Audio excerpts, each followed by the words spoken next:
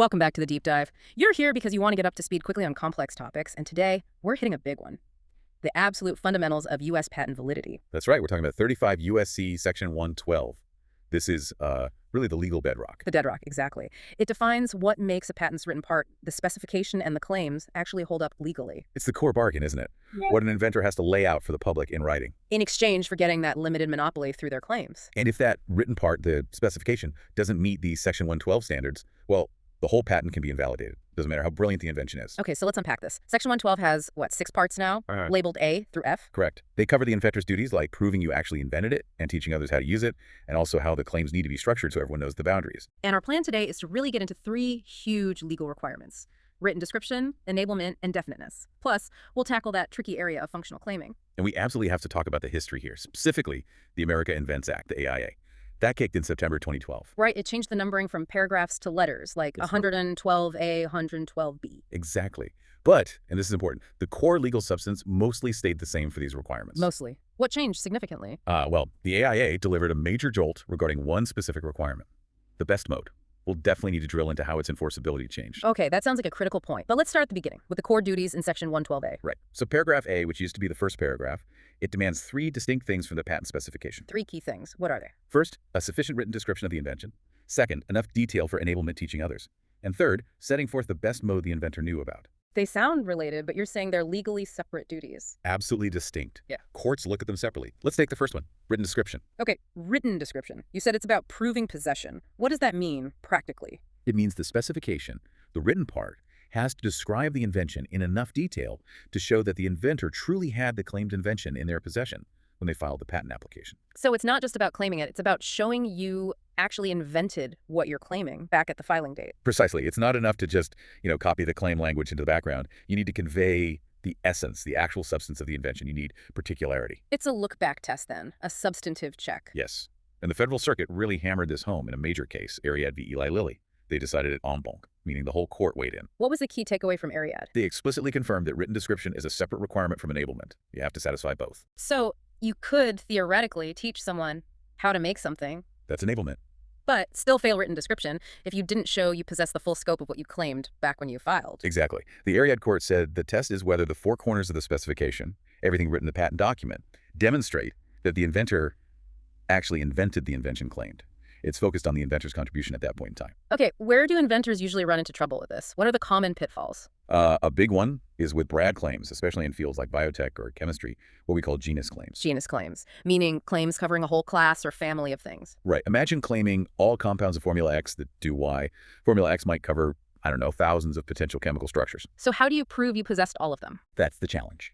If your specification only describes 1 or 2 specific examples, say compound A and compound B, and gives no real structural linkage or predictable reason why all compounds under Formula X would work, you likely haven't shown possession of the whole genus. You need more than just a wish list. You need representative examples, or you need to describe common structural features or properties that unify the entire class and show you understood the breadth of your invention. What about using functional language, like describing something by what it does? That's another major trap. If you claim, say, a substance capable of achieving result Z, but you don't link that function, result Z, to any specific structure, material, or characteristic in the description, then you haven't really described what the invention is, just what it does. Exactly. And that often fails the written description test. You haven't shown possession of a concrete invention, just an idea or desired outcome. I can see how this really impacts trying to change your claims later on during examination. Absolutely. This is the critical amendment barrier. You file your application, and that disclosure freezes what you possessed on day 1. You cannot later add new claim limitations or broaden your claims to cover subject matter that wasn't adequately described in that original filing. Because that would be claiming something you hadn't actually invented or described yet. Precisely. The new claim language would lack written description support in the original spec. The standard doesn't change. Your disclosure has to be sufficient from the moment you file. Okay, that covers possession. Let's move to the second duty in Section 112A, enablement. This sounds like where the inventor pays the public. Right. Enablement shifts the focus from the inventor's mind to the public's ability to use the invention. The rule is, the specification must teach someone skilled in the relevant field. The faceta person, having ordinary skill in the art. Our expert friend. Yes, the FIDO. It must teach them how to make and use the full scope of the claimed invention, and crucially, without needing to perform undue experimentation. Okay, undue experimentation. That sounds subjective. Some trial and error is always needed in science and engineering, right? How much is too much? That's the million-dollar question. The courts use a set of factors, famously laid out in the In re Wands case from the Federal Circuit. These Wands factors help determine if the amount of guesswork or trial and error required goes beyond what's reasonable. Can we run through those factors? What does a court look at? Sure, there are about 8 key ones. First, just the sheer quantity of experimentation needed. Is it a quick tweak or a massive research project? Makes sense. What else? Second, how much direction or guidance does the patent itself provide? Are there clear instructions? Third, are there working examples included in the specification? Examples seem pretty important. That can be very helpful, yeah. Huh. Fourth, the nature of the invention itself. Is it simple mechanics or cutting-edge, complex biology? And the context of the field matters too, right? Absolutely. Fifth, the state of the prior art. What does the field already know? Sixth, how predictable or unpredictable is the technology area? This is huge. Unpredictable, meaning small changes can have big, unexpected results, like in chemistry or biotech sometimes. Exactly. Predictable fields, like maybe some mechanical arts, require less detailed instruction. Unpredictable fields require much more. Seventh is the breadth of the claims. A very broad claim needs very broad enablement support. The teaching has to match the claim scope. Right. And finally, the eighth factor is the skill level of that FUSITA. A field with highly skilled practitioners might need less hand-holding in the patent. Okay, let's put those factors to work. Give us an example where a claim would likely fail for lack of enablement. Okay, imagine a claim covering a broad class of potential cancer drugs, defined by a chemical structure with many possible variations. Let's say the field is highly unpredictable. You can't easily predict which variations will work. And the patent. The patent only gives one specific example that works, and very little guidance on how to successfully make and test all the other claimed variations. Yeah. To actually practice the full scope of that claim, a competitor might have to synthesize and test thousands of compounds, requiring years of work. That sounds like undue experimentation. Very likely, yes. Mhm. The court would weigh the factors. High quantity of work needed, low guidance, unpredictable art, broad claims. It probably fails enablement. The FUSITA can't get there without unreasonable effort. And an example of success. Maybe an improvement to a standard gearbox. The claim covers using different types of common metals for a new gear design. The specification explains the design principle. But doesn't list every single metal. Probably doesn't need to. Metalworking is generally predictable. The FUSITA already knows how to select appropriate metals for gears based on known properties like strength and heat resistance. The guidance on the design is likely enough to enable the full scope without undue effort. So again, enablement is about teaching the FUSITA, while written description was about proving the inventor's own possession. Exactly. Let's use that treasure map analogy again. Written description is the map needing enough detail to prove the map maker, the inventor, actually found the treasure themselves. They were there, they possessed it. Right. Enablement is whether the directions on the map are clear enough for someone else, the FUSITA, to follow them and find the treasure without digging up the whole island randomly. So you could have a map that proves you were there, good written description, but the directions are terrible, bad enablement. Precisely. Or maybe the directions are great for finding one specific spot, but the map claims treasure all over the island, and you only proved you found it in that one spot. That could be an enablement problem for the broad claim, or a written description problem, or both. They're distinct checks. That clears it up. Okay, let's get to the third disclosure duty, the one you flagged with the big AIA change, best mode. Ah, best mode. Yes, this is where the legal landscape really shifted after the AIA. Yeah. Before September 2012, this was a serious landmine for patent owners in court. Okay, let's understand the before picture first. Right. What did the pre-AIA best mode requirement demand? Simple concept, tricky execution. It required the inventor, at the time they filed the patent, to disclose the absolute best way they personally knew of to actually practice their invention. The best mode contemplated by the inventor. Exactly. The idea was to prevent inventors from getting a patent on, say, a decent version of their invention, while secretly keeping the optimal version, maybe a specific temperature, a crucial catalyst, a preferred material as a trade secret. Seems fair. If you get a monopoly, you should share the best way you know how to do it. And that was the policy rationale. But proving it involved a tricky two-part test. Okay, what were the parts? First, a subjective part. Did the inventor, in their own mind, actually have a preferred way, a best mode, of practicing the claimed invention when they filed? This looked at the inventor's knowledge, their lab notebooks, internal memos, etc. So what did they actually know and prefer? Right. Second, if the answer to part one was yes, then came the objective part. Was that specific best mode adequately disclosed in the patent specification? Could the FUSITA actually understand and practice that preferred method from reading the patent? Give me an example of failing this pre-AIA test. Sure. Let's say an inventor discovered that their new chemical process worked okay at 100 degrees C, which they disclosed. But they secretly knew it worked optimally, much faster, cheaper, at exactly 75 degrees C. They didn't mention 75 degrees C anywhere. So they subjectively knew 75 degrees C was best, but objectively didn't disclose it. Correct. Pre-AIA. If an accused infringer could prove that in court, the inventor knew 75 degrees was best and intentionally hid it, that could invalidate the entire patent. It happened quite often. Wow. Okay, so how did the AIA change this minefield? This is the fascinating part. The AIA did not remove the best mode language from Section 112. Yeah. The statute still says the specification shall set forth the best mode contemplated by the inventor. The duty technically remains. But The AIA simultaneously amended a different part of the law, 35 U.S.C. Section 282, which lists the defenses available in patent infringement lawsuits. And that amendment specifically removed failure to disclose the best mode as a defense or a basis for invalidating a patent. wait, so the law says you must disclose it, but another part of the law says if you don't disclose it, it can't be used against you in court. That's the paradox. For patents filed on or after September 16, 2012, while patent examiners might still technically consider it, courts and the Patent Trial and Appeal Board cannot invalidate a patent just because the inventor failed to disclose their best mode. So in practice. In practice, the requirement has become largely unenforceable in litigation.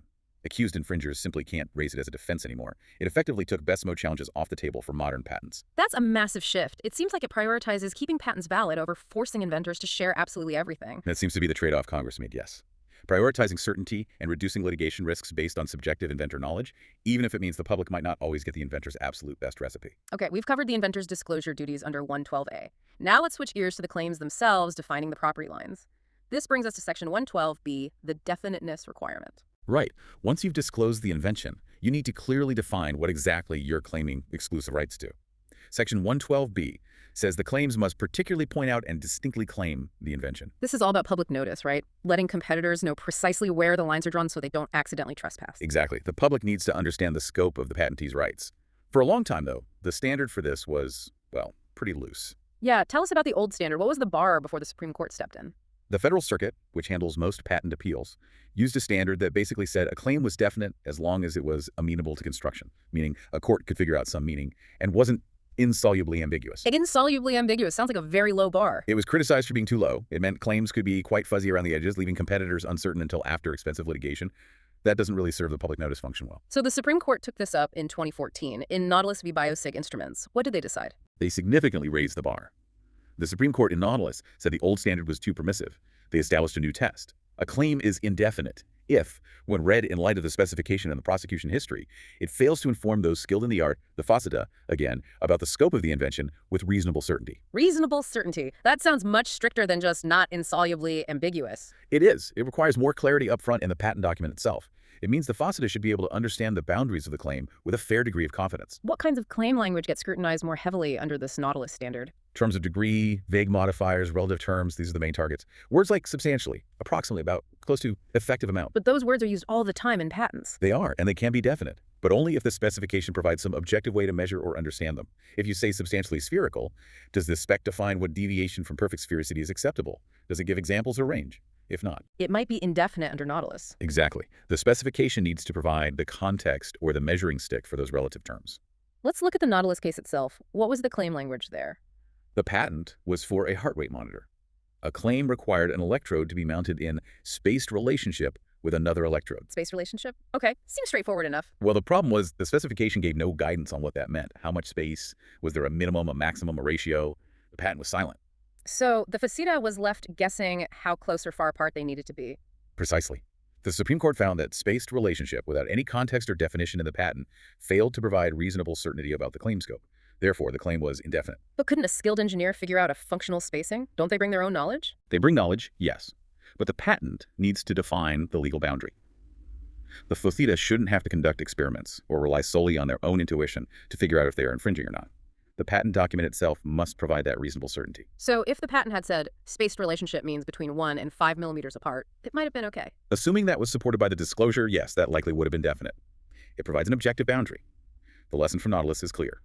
Define your terms of degree, provide objective boundaries within the patent itself. All right, so we need clear boundaries. Now let's look at the actual structure of the claims themselves. Sections 112C, D, and E seem more about the how-to of writing claims. It's a good way to put it. These are more about the formatting and interrelation of claims to ensure clarity and proper interpretation, rather than broad validity standards like written description or enablement.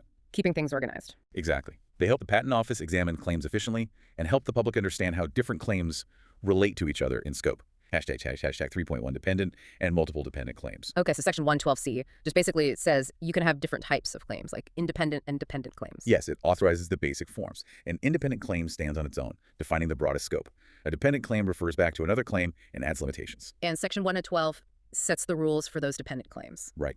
A dependent claim must refer back to a preceding claim, either independent or another dependent one, and it must add a further limitation to the subject matter. And the key legal effect is incorporation. Yes, the rule of incorporation. When you read a dependent claim, you legally construe it as including all the limitations of the claims it depends from, plus the new limitation it adds. So it automatically gets narrower. Inherently narrower, yes.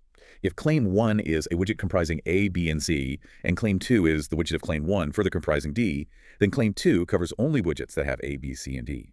This narrowing is why dependent claims can be strategically very important, that they might survive, even if the broader independent claim is invalidated by prior art. Makes sense. Now, what about the more complex ones? Multiple dependent claims under section 112E. Multiple dependent claims are a draft inconvenience. They let you refer back to 2 or more previous claims, but, and this is key, only in the alternative. Example. The device of claim 1 or claim 2, wherein the casing is blue. It refers back to Claim 1 and Claim 2 as alternatives. Okay, seems efficient. Is there a catch? The big catch, the main rule in Section 112 is the no stacking rule. You cannot have a multiple dependent claim depend on another multiple dependent claim. Why? It would create potentially exponential complexity.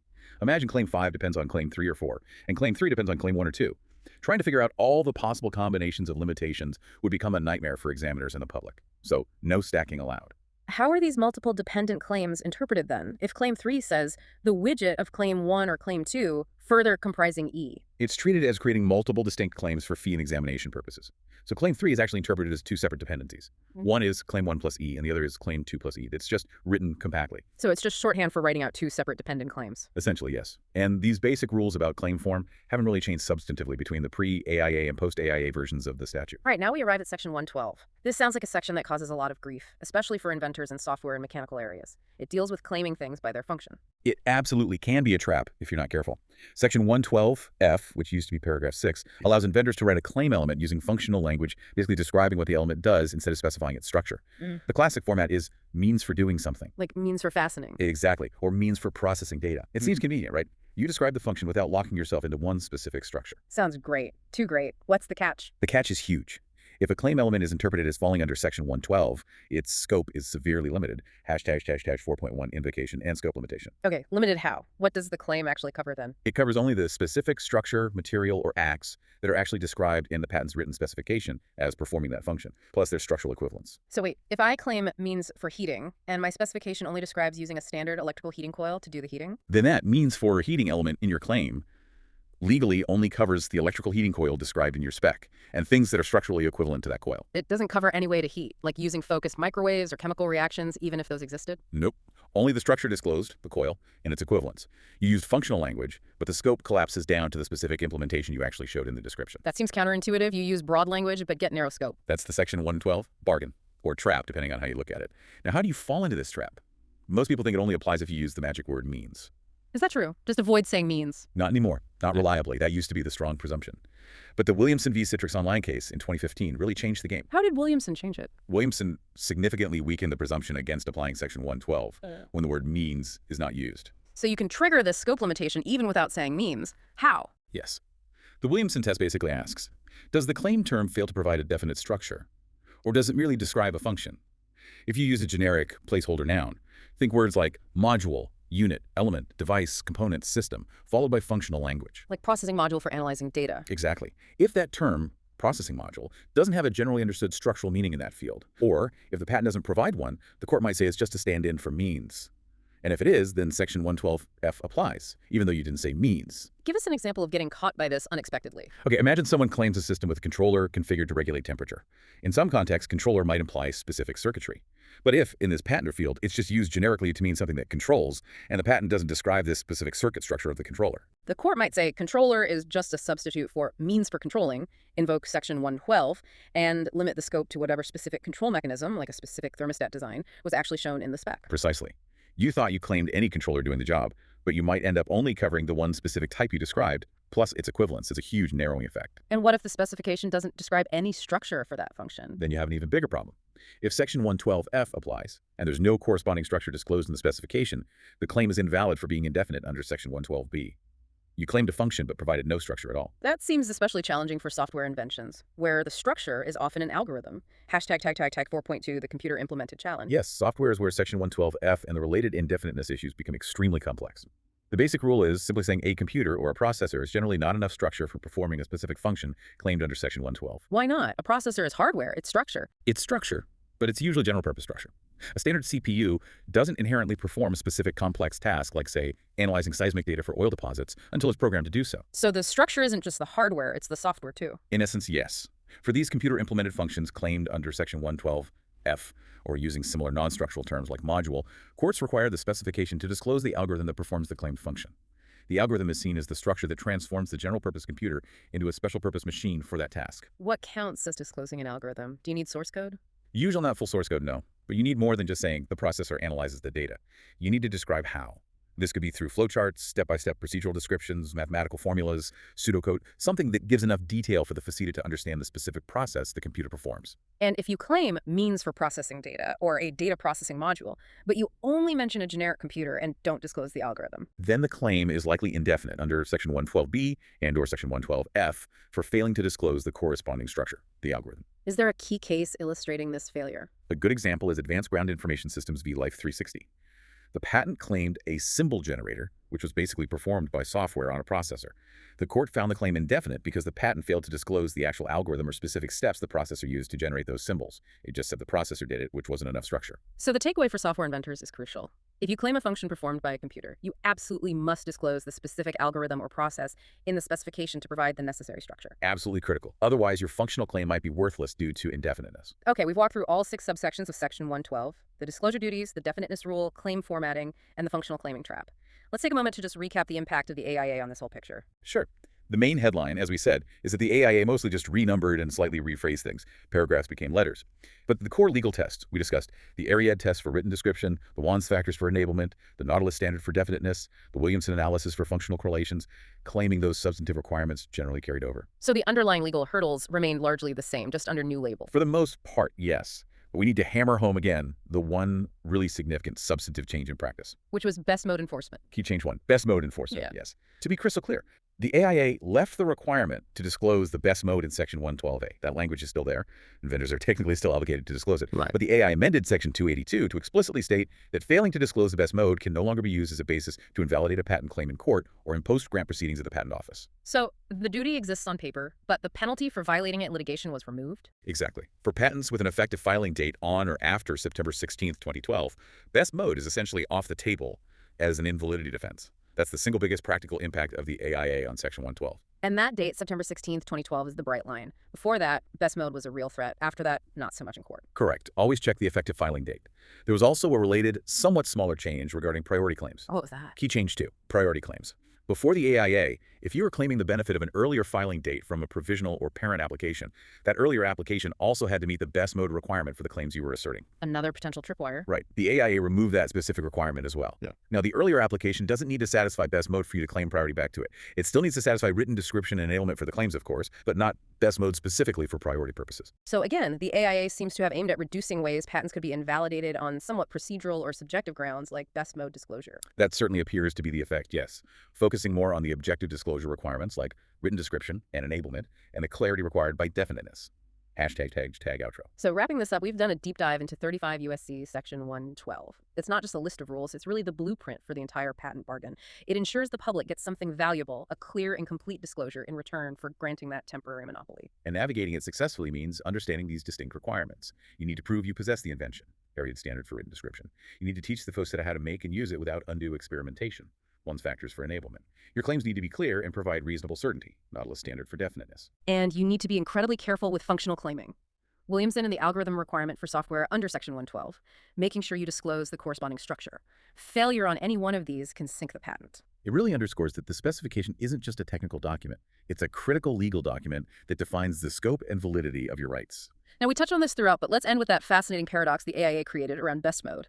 The law, Section 112A, still explicitly requires the inventor to disclose the best way they know to practice the invention. Yet Congress simultaneously amended Section 282 to specifically prohibit courts and the Patent Office from using a failure to meet that requirement as a reason to invalidate the patent. Which leaves us with a really interesting question, a final provocative thought for you, our listener, to chew on. If a fundamental part of the supposed patent, bargain the duty to disclose the best way, remains written in the law, but the legal system is forbidden from enforcing it through invalidation, what does that say about the requirement itself? Does a duty still have real meaning or impact on behavior if there's no effective penalty for ignoring it in the context where it matters most, defending the patent's validity? It's a question about the integrity and the practical reality of the patent system today. Something to definitely think about. We hope this deep dive has given you a much clearer understanding of the crucial requirements of Section 112. Keep exploring how law shapes technology. And until next time, stay informed. Thanks for tuning in to the full episode.